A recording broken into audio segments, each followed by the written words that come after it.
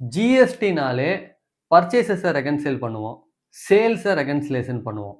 அதை தாண்டி பேலன்ஸ் ஷீட்லலாம் என்ன மாதிரியான ரெகன்சிலேஷன் பண்ணணும் அப்படிங்கிறத பற்றி தான் இந்த வீடியோ ஃபுல்லாகவே பார்க்க போகிறோம். ஜிஎஸ்டியில் இந்த 5 விஷயத்தை நம்ம பேலன்ஸ் ஷீட்டோடவும் ரெகன்சைல் பண்ணணும். அதை மட்டும் மறந்துடாதீங்க. இதை பற்றி தான் டீட்டெயில்டாக இந்த வீடியோவில் பார்க்க போகிறோம். அதுக்கு முன்னாடி ஜிஎஸ்டி இந்த டெய்லியை சப்ஸ்கிரைப் பண்ணுங்கள். ஃபர்ஸ்ட் செக் அப்படின்னு பார்த்தீங்கன்னா அட்வான்ஸ் ரிசீவ்டு ஃப்ரம் கஸ்டமர். இந்த அட்வான்ஸ் ரிசீவ்டு ஃப்ரம் கஸ்டமர் நம்மளோட பேலன்ஸ் ஷீட்டில் கிரெடிட் சைடு எப்பயுமே லயபிலிட்டியில் வரும். இந்த லயபிலிட்டியில் வந்து அட்வான்ஸ் ரிசீவ்டு ஃப்ரம் கஸ்டமர்னு ஏன் சொல்கிறோம் அப்படின்னா, அது ஏன் லயபிலிட்டியில் இருக்குன்னா, நம்ம அவர்கிட்ட அட்வான்ஸாக பணம் வாங்கியிருக்கோம், ஆனால் இன்னும் அவருக்கு சேல்ஸ் பண்ணலை அப்படிங்கிறது தான் அர்த்தம். இப்போது யார்கிட்டலாம் நம்ம அட்வான்ஸை ரிசீவ் பண்ணியிருக்கோமோ அதுக்கு நம்ம ஜிஎஸ்டி கட்டியிருக்கோமா அப்படிங்கிறத நாம் வெரிஃபை பண்ணணும். ஃபஸ்ட்டு திங், எல்லா அட்வான்ஸுக்கும் ஜிஎஸ்டி வருமா? அது பெரிய கொஸ்டின் கிடையாது. ஜிஎஸ்டியை பொறுத்த வரைக்கும் சேல் ஆஃப் குட்ஸாக இருந்துச்சுன்னா அட்வான்ஸஸுக்கு ஜிஎஸ்டி நாம் கட்ட வேண்டிய அவசியம் இல்லை. எப்போ இன்வாய்ஸ் ரைஸ் பண்ணுறோமோ அப்போ நம்ம ஜிஎஸ்டி கட்டினா போதும். அதே நேரத்தில் சர்வீசஸாக இருந்துச்சுன்னா, நீங்கள் மேபி ஒரு கான்ட்ராக்டராக இருக்கலாம், அல்லது நீங்கள் ஒரு பிளம்பிங் கான்ட்ராக்டராக இருக்கலாம், இல்லை எனி சர்வீசஸாக இருக்கலாம். அந்த சர்வீசஸ் டாக்ஸபிள் சர்வீசஸாக இருந்துச்சு அப்படின்னா அதுக்கு நீங்கள் அட்வான்ஸஸ் வாங்கியிருக்கீங்கன்னா அதுக்கு ஜிஎஸ்டி நீங்கள் கட்டணும். இப்போது இந்த அட்வான்ஸஸ் ரிசீவ்டு ஃப்ரம் கஸ்டமரில் இந்த வருஷம் எவ்வளவு நம்ம ரிசீவ் பண்ணியிருக்கோம் அப்படிங்கிறது நமக்கு அதில் தெரியும். ஸோ அப்போ அட்வான்ஸ் ரிசீவ்டு ஃப்ரம் கஸ்டமரோட லெஜர் நீங்கள் ஓப்பன் பண்ணிங்கன்னா இந்த ஃபினான்ஷியலில் எவ்வளோ டோட்டல் அட்வான்ஸஸ் வந்திருக்கு, இந்த அட்வான்ஸஸ் வந்து சப்போஸ் டாக்ஸபிள் அட்வான்ஸஸாக இருந்துச்சு அப்படின்னா அதுக்கு நம்ம எவ்வளவு ஜிஎஸ்டியில் ப்ராப்பராக டிக்ளேர் பண்ணியிருக்கோம், எவ்வளவு அதுக்கான ஜிஎஸ்டி கட்டியிருக்கோம் அப்படிங்கிற ரெகன்சிலேஷன் மஸ்ட்டு. அதை நீங்கள் பண்ணலைனாலும் நமக்கு அது ப்ராப்ளம் வரும். ஸோ கண்டிப்பாக இந்த அட்வான்ஸ் ரிசீவ்டு ஃப்ரம் கஸ்டமரை உங்களோட ஜிஎஸ்டி போர்ட்டலோட வெரிஃபை பண்ணிக்கோங்க. செகண்ட் செக் என்ன அப்படின்னு பார்த்தீங்கன்னா advances paid to the vendor. Vendor அப்படின்னா நாம் பர்ச்சேஸ் பண்ணுறவங்க, அவங்களுக்கு நம்ம என்ன பண்ணியிருக்கோம்னா அட்வான்ஸஸாக பேமெண்ட் பண்ணியிருக்கோம். யூஸ்வலாக அட்வான்ஸஸாக பேமெண்ட் பண்ணுறதுக்கு அவங்க எப்போ இன்வாய்ஸஸ் தருவாங்க அப்படின்னா குட்ஸ் வந்து ரிசீவ் பண்ணதுக்கப்புறம். ஸோ குட்ஸை அவங்க டிஸ்பேச் பண்ணியிருப்பாங்க, நம்ம அதை ரிசீவ் பண்ணியிருப்போம். ரிசீவ் ஆகும்போது இன்வாய்ஸஸ் நமக்கு வந்திருக்கும். இப்போ சப்போஸ் குட்ஸ் ரிசீவே ஆகாமல் மேபி அவங்க இன்வாய்ஸஸ் ரைஸ் பண்ணி ஜிஎஸ்டியில் ஃபைல் பண்ணியிருந்தாங்க அப்படின்னா அந்த ஐடிசியை நாம் எடுத்திருக்கோமா அப்படிங்கிறத நீங்கள் வெரிஃபை பண்ணுங்கள். ஏன்னா எப்போல்லாம் advances paid to the vendor அப்படின்னு இருக்கோ, ஈவன் தோ அந்த வெண்டார் ஃபைலே பண்ணியிருந்தாலும், அவர் வந்து ஜிஎஸ்டிஆர் 2Bயில் நமக்கு ரெஃப்ளெக்டே ஆயிருந்தாலும், எப்போ நமக்கு மெட்டீரியல் நம்மளுடைய கம்பெனியில் ரிசீவ் ஆகுதோ அப்போ தான் நம்ம என்ன பண்ண முடியும்னா ஐடிசி அவைல் பண்ண முடியும்.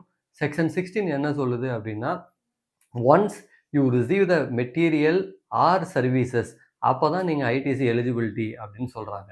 அப்போ advances paid to the vendor நீங்கள் யாருக்கெல்லாம் கொடுத்துருக்கீங்களோ அவங்க சப்ளை பண்ண குட்ஸோ அல்லது சர்வீசஸோ நம்ம ரிசீவ் பண்ணிட்டோமா அப்படிங்கிறத கன்ஃபார்ம் பண்ணிவிட்டு அதுக்கப்புறமா நீங்கள் ஐடிசி எடுங்க. ஸோ இப்போ இந்த அட்வான்ஸ் பெய்ட் டு த வெண்டாரில் டோட்டலாக அந்த லெஜர் எடுத்திங்கன்னா எவ்வளவு total advances paid to the வெண்டாருங்கிறத வெரிஃபை பண்ணிவிட்டு அவங்க கொடுத்த சர்வீசஸ் சப்ளைஸ் எல்லாமே நம்ம ரிசீவ் பண்ணிட்டோமாங்கிறதை வெரிஃபை பண்ணிவிட்டு தென் நீங்கள் ஐடிசி அவைல் பண்ணுங்கள். இது செகண்ட் செக். கண்டிப்பாக இதையும் நீங்கள் வெரிஃபை பண்ணுங்கள். தேர்டு செக் அப்படின்னு பார்த்தீங்கன்னா ஐடிசி ரிசீவபிள் பேலன்ஸ். இது என்ன ஐடிசி ரிசீவபிள் பேலன்ஸ்? நமக்கு சிஜிஎஸ்டி, எஸ்ஜிஎஸ்டி, ஐஜிஎஸ்டி இந்த 3 வகையான ஹெட்டில் நமக்கு வந்து கிரெடிட் வந்து அவைலபிளாக இருக்கும். ஸோ அப்போ நீங்கள் பர்ச்சேஸ் பண்ணுற எல்லாமே சிஜிஎஸ்டி, எஸ்ஜிஎஸ்டி, ஐஜிஎஸ்டி அப்படிங்கிற ஹெட்டில் தான் நம்ம என்ன பண்ணியிருப்போம்னா மெயின்டைன் பண்ணுவோம். இது எங்கே இருக்கும் அப்படின்னா கரண்ட் அசெட்ஸில் நமக்கு வந்து அது அசெட்டுக்கு, அதாவது அசெட்டில் கரண்ட் அசெட்ஸ் கீழே சிஜிஎஸ்டி, எஸ்ஜிஎஸ்டி, ஐஜிஎஸ்டி எவ்வளோங்கிறத நம்ம காட்டுவோம். இப்போது இந்த ஃபிகர் நம்மளுடைய ஜிஎஸ்டி போர்ட்டலில் இருக்கக்கூடிய சிஜிஎஸ்டி, எஸ்ஜிஎஸ்டி, ஐஜிஎஸ்டி போர்ட்டலோட மேட்ச் ஆகுதா அப்படிங்கிறத நம்ம வெரிஃபை பண்ணணும். யூஸ்வலாக மேட்ச் ஆகாது. ஏன் அப்படின்னா நாம் என்ன பண்ணியிருக்க மாட்டோம்னா ப்ராப்பரான அட்ஜஸ்ட்மெண்ட் என்ட்ரி போட்டிருக்க மாட்டோம். இயர் எண்டில் எனக்கு சிஜிஎஸ்டியில் எவ்வளோ யூட்டிலைஸ் பண்ணேன், ஐஜிஎஸ்டியில் எவ்வளோ யூட்டிலைஸ் பண்ணேன், எஸ்ஜிஎஸ்டியில் எவ்வளோ யூட்டிலைஸ் பண்ணேன் அப்படிங்கிற ப்ராப்பர் என்ட்ரி போடாமல், அதே மாதிரி நான் எவ்வளோ கேஷாக சிஜிஎஸ்டி பண்ணேன், எஸ்ஜிஎஸ்டி பண்ணேன், ஐஜிஎஸ்டி பண்ணேன். இந்த என்ட்ரிஸும் போடாம இருந்திருக்கும். இதனால என்ன ஆயிருக்கும்னா, டோட்டலா இங்க சிஜிஎஸ்டி, ஐஜிஎஸ்டி, எஸ்ஜிஎஸ்டி வந்து அப்படியே நிக்கும். இங்க அதே மாதிரி CGST, SGST, IGST liability side அப்படியே நிக்கும். சில பேர் என்ன பண்ணுவாங்க அப்படின்னா, எல்லாத்தையுமே ஒரே லெட்ஜர்ல மெயின்டெயின் பண்ணுவாங்க. ஒரே லெட்ஜர் அப்படின்னா, சிஜிஎஸ்டி, எஸ்ஜிஎஸ்டி, ஐஜிஎஸ்டின்னு தனித்தனியா ஒரு லெட்ஜர் இருக்கும். அதுல டெபிட்டும் அதுல தான் இருக்கும், கிரெடிட்டும் அதுல தான் இருக்கும். இதுலயுமே நமக்கு ப்ராப்ளம் வரும். ஏன் அப்படின்னா, நம்ம ஐஜிஎஸ்டிய சிஜிஎஸ்டிக்கும் யூஸ் பண்ணுவோம், எஸ்ஜிஎஸ்டிக்கும் யூஸ் பண்ணுவோம். ஆனா, அந்த ஐஜிஎஸ்டி பேலன்ஸ நீங்க ஐஜிஎஸ்டியோட அட்ஜஸ்ட் பண்ணும்போது அப்படியே தான் நிக்கும். அந்த ட்ரான்ஸ்ஃபர் என்ட்ரி நாம போட்டிருந்திருக்க மாட்டோம். அதனால உங்களுக்கு என்ன ஆயிருக்காது அப்படின்னா, இந்த போர்ட்டலோட ஃபிகரும், உங்களோட பேலன்ஸில் இருக்கக்கூடிய ஃபிகர்ஸும் மேட்ச் ஆகாது. இது மட்டும் இல்லாம, நம்ம யாரெல்லாம் ரீஃபண்ட் அப்ளை பண்றாங்களோ, இந்த ரீஃபண்ட் அப்ளை பண்ணும்போது கிரெடிட் லெட்ஜர்ல இருந்து இந்த ஐடிசி மொத்தமாவே போயிடும். கிரெடிட் லெட்ஜர்ல அந்த பேலன்ஸஸ் அவைலபிளாவே இருக்காது. ஆனா நம்ம ஸ்டில் என்ன பண்ணியிருப்போம் அப்படின்னா, சிஜிஎஸ்டி, எஸ்ஜிஎஸ்டி, ஐஜிஎஸ்டிலேயே அந்த ஃபிகரை காமிச்சிட்டே வருவோம். இது ரைட்டா அப்படின்னா தப்பு. ஏன்னா அந்த கிரெடிட் நம்ம கிட்ட அவைலபிளா இல்ல. அப்போ அது என்னவா இருக்கு அப்படின்னா, ஜிஎஸ்டி ரிசீவபிளா இருக்கு. இப்போ ஜிஎஸ்டி ரிசீவபிள் அப்படிங்கிறது என்ன? நாம ரீஃபண்ட் அப்ளை பண்ணிட்டோம். அந்த ரீஃபண்ட் வந்து டிபார்ட்மெண்ட்ல இருந்து நமக்கு அது ப்ராசஸ் ஆகி வரணும். ஸோ அப்போ எவ்வளவு ரீஃபண்ட் சிஜிஎஸ்டியில், எஸ்ஜிஎஸ்டியில், ஐஜிஎஸ்டியில் நம்ம வந்து ரீஃபண்ட் கிளைம் பண்ணியிருக்கோமோ, அதை உங்களோட கிரெடிட் லெட்ஜர்லேருந்து ரிமூவ் பண்ணி திரும்பவும் கரண்ட் அசெட்ஸில் தான் வைப்போம். ஆனால் அது ஜிஎஸ்டி ரிசீவபிளாக நீங்கள் வச்சு அது பேமெண்ட் ரிசீவ் ஆகும்போது அதனோட அட்ஜஸ்ட் பண்ணணும். நிறைய பேர் இந்த ரீஃபண்ட் வர்றதை அது கூட அட்ஜஸ்ட் பண்ணுறதும் இல்லை. அந்த பேலன்ஸ் அப்படியே நின்றுட்டே தான் இருக்கும். அது ஸ்டில் சிஜிஎஸ்டி, எஸ்ஜிஎஸ்டி, ஐஜிஎஸ்டிலேயே நின்றுட்டு இருக்கும். இவங்க வந்த ரீஃபண்டை இன்கம்மாக காமிச்சிட்டு ஃபைல் பண்ணிட்டு இருக்காங்க. ஸோ இது ரைட்டா அப்படின்னா கிடையாது. இதுவும் தப்பு தான். ஸோ அப்போ இந்த ஜிஎஸ்டி பேலன்சஸை உங்களோட கிரெடிட் லெட்ஜரோட, அதாவது நம்மளோட போர்ட்டலில் இருக்கக்கூடிய கிரெடிட் லெட்ஜரில் இருக்கக்கூடிய பேலன்சஸையும், நம்ம பேலன்ஸ் ஷீட்டில் இருக்கக்கூடிய பேலன்சஸையும் நீங்கள் மேட்ச் பண்ணுறது டெஃபினட்டாக உங்களுக்கு ஹெல்ப்ஃபுல்லாக இருக்கும். ஃபோர்த் செக் அப்படின்னு பார்த்தீங்கன்னா, ஜிஎஸ்டி லயபிலிட்டி. இந்த ஜிஎஸ்டி லயபிலிட்டி அப்படிங்கிறது நாம் மார்ச் மந்த்துக்கு நமக்கு என்ன லயபிலிட்டி இருக்குது. ஸோ மார்ச் மந்தோட லயபிலிட்டி தான் யூஸ்வலாக என்ன ஆகும்னா பேலன்ஸ் ஷீட்டில் வந்து ரிப்போர்ட் ஆகும், அதாவது கேரி ஃபார்வர்ட் ஆகும். பட் நம்ம என்ன பண்ணுறோம் அப்படின்னா, சம்டைம் இந்த ஐடிசி கிரெடிட் லெட்ஜரை வந்து அட்ஜஸ்ட் பண்ணாதனால, அதே போல் கேஷ் லெட்ஜரில் நம்ம பேமெண்ட் பண்ணதெல்லாம் அட்ஜஸ்ட் பண்ணாததுனால அந்த லயபிலிட்டி வந்து அப்படியே கண்டினியூ ஆகிட்டே இருக்குது. அது மட்டும் இல்லாமல், இப்போ சப்போஸ் நீங்கள் வந்து ஏப்ரல்ல இருந்து மார்ச் வரைக்கும் நீங்கள் என்ன பண்ணியிருக்கீங்கன்னா ரெகன்சிலேஷன் பண்ணியிருக்கீங்க.